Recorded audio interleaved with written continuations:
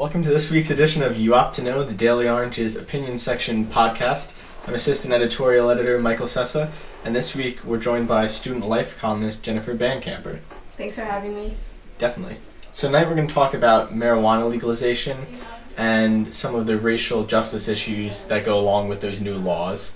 So in his 2019 Justice Agenda, Governor Andrew Cuomo outlined some programs that he had in mind to deal with marijuana-related criminalization. So what do those programs look like, and why were you interested in them? So basically the program kind of promises to do a few things. So it promises to create jobs, to generate millions in tax revenue for New York State, to safeguard public health, and as we mentioned, to reduce the impacts of criminalization in communities of color. And it interested me because I think it's a great example of how the conversation on marijuana has shifted, where before it was kind of like this question of, should we or shouldn't we legalize it? Now it's progressed into an open discussion about what will happen when it does eventually become legal. In your column, you address some of the racial disparities in marijuana enforcement currently. So what do those disparities look like, and where do you think they come from? Okay, so as I mentioned in the article, Black people are almost four times more likely to get arrested for marijuana possession than their white counterparts, which is tragic because they basically use them the same amount. And if we look at those statistics, we can kind of see one of the reasons why African Americans and Latinos they make up a majority of the U.S. prison population. And I think those disparities exist because of over-policing, especially over-policing in communities of color.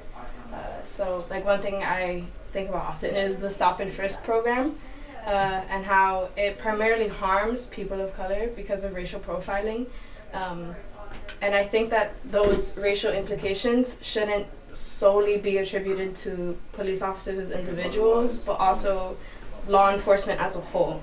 And I think it's a national issue, and we need to recognize that there are racist ideologies that were ingrained in the police system hundreds of years ago, and I think they're still being perpetuated in the training that officers get today. Cool. So reparations in general can be a pretty controversial subject. So how do you think legislators who support a plan like Cuomo's could convince their colleagues and constituents that these sorts of programs are worthwhile? Well, I think they could convince their colleagues just by telling them and showing them that communities of color that are reaping the benefits of marijuana legalization, there will be so much more that comes out of that. So there will be decreased crime rates in certain neighborhoods. There'll be more economic, I don't know what the word is, economic, development. I guess, upheaval in certain communities, and yeah.